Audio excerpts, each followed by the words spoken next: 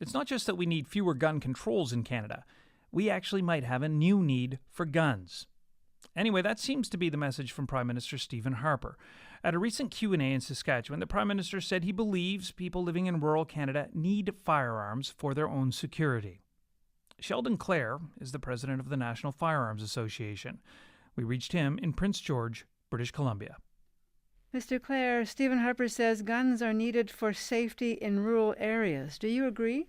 Well, not completely. I think that firearms are useful for safety in all areas, and I think it's very nice of the Prime Minister to revise his long-held position that firearms ownership is about duck hunters and farmers, but it's actually a much bigger thing than that, and I believe that what's going on is he's probably reading his mail from concerned firearms owners and people around the country who recognize that there are bad people doing bad things, and he's probably trying to look for our support in the upcoming election. So you think he didn't go far enough when he should say guns are needed for safety, period? Well, I think he took a pretty big step for him, and I appreciate it, but I'd certainly like to see him go a bit further. And what are the scenarios in which you believe people need to have guns? Well, there are all kinds of them. I mean, I've certainly seen a good number of cases where people have had to use firearms for protection. I mean, the case of Leo Boulet in Quebec is one of the more recent ones that's well known. Ian Thompson's case, where he was defending himself in his home from some thugs who were there to burn him up in his house using a firearm, and then finding himself caught up in the process of having to become a new victim by paying tens of thousands of dollars to defend his actions in court. And I think some clarity would go a long ways to help people who are in those sorts of circumstances when they're dealing with these kinds of hazards. The debate on gun ownership and registry that we followed, we've covered it, obviously. This has been going on for a while.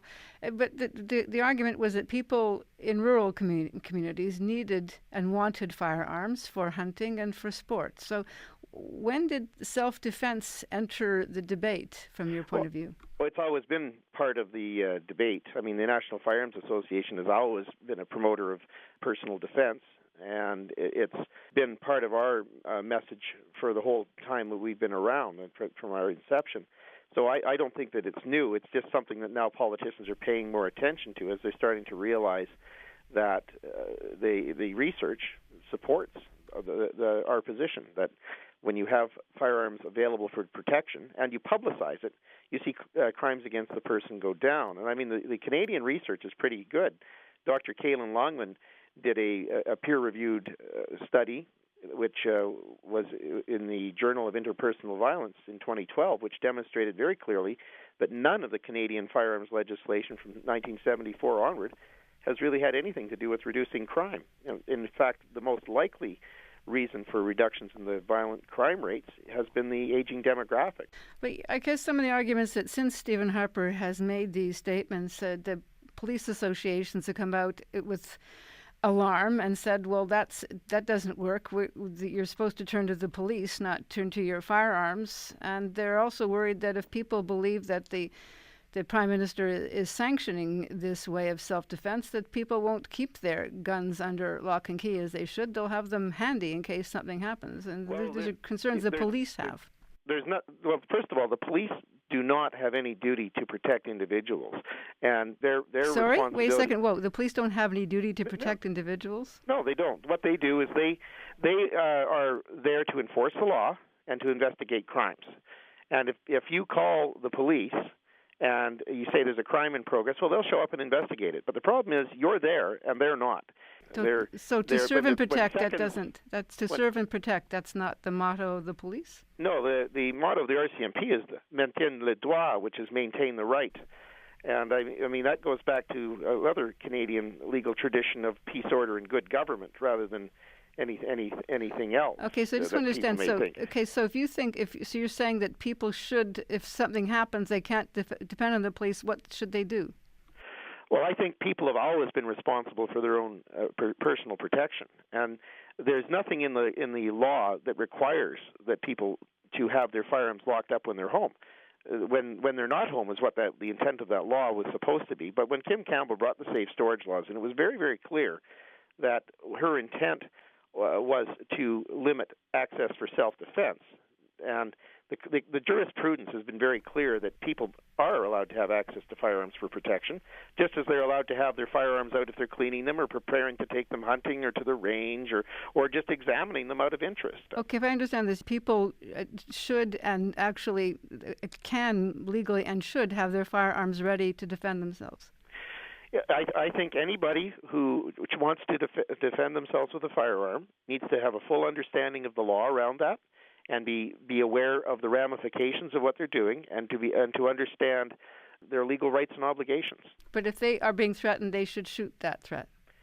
I think if there's a threat to life and limb, you find someone breaking into your house while you're there, that's clearly someone who is posing a clear and dangerous threat. And I think that a person in a home situation like that is more than welcome to attempt to effect an arrest, as they're entitled to in the criminal code, or if their life or that of others is threatened, to use their firearm either to frighten the person off or to use lethal force if necessary. To shoot them. If necessary. But, the Canadian Bar Association is also alarmed by Stephen Harper's remarks and points out that we're not in the United States. We don't have stand-your-ground laws. And Carol, I got to stop you right there. I always hear this, we're not in the United States crap, and it's quite frankly a bit offensive. Canada has a long, long tradition of people being able to defend themselves and using firearms to do it. And this was the case in Canada right up until '68, when the Trudeau Liberals decided that they were going to start pushing for more firearms control and take away access to permits for using handguns, for example, for protection. Well, we don't have the Second Amendment. We don't have the Second Amendment. We don't have a right to bear arms as they do in the United States. We have a British common law tradition which predates the Second Amendment, which says that people do have the right to keep and bear arms and to petition the king if they choose. We have the same legal basis as the Americans do. We're children of the same parents in that respect. Okay, and there are lawyers on both sides of the bar on this issue, for sure. And anyone who wants to employ lawyers is welcome to do so. Sure. I just go back to the Canadian Bar Association. Then what they say is that they just, as a warning to Canadians who might hear what Stephen Harper has to say, that if you do shoot someone, that you can be charged with murder, that you don't have a legal right to shoot someone who's intruding into your home. You can be charged, and that people should know that. I've never said that you have a legal right to shoot someone intruding into your home. I said that if your life is threatened or that of someone else, then you have the right to use whatever level of force is necessary to provide that protection. Just finally, on Bill C-51, I'm sure you're familiar with this, there have been comments made that people think that bill doesn't go far enough, that people should be able to, that there is a threat of terrorism and that they should be prepared to protect themselves from that. Do you agree with that? Well, quite frankly, Carol, the threat of terrorism is really quite low. And I find that in times where people want to advocate more state control, that they often find things to put forward to scare people. And I think the politics of fear are not a particularly good basis on which to base legislation. I don't see terrorism as a huge threat to most Canadians. It's something that people need to be aware of. They need to be alert about when they see things that are a little bit strange. But as a sole reason for arming oneself, terrorism really doesn't have a lot of traction. Okay, I just point out to you that a lot of people will think that there's some pretty strange bedfellows in this opposition to Bill C-51, because you share that view with people that don't agree with you on anything else. I think you probably figured that out by now. Mr. Clare, it's good to talk to you. Thanks. Thanks. Take care. Bye-bye. Sheldon Clare is the president of the National Firearms Association. We reached him in Prince George, British Columbia.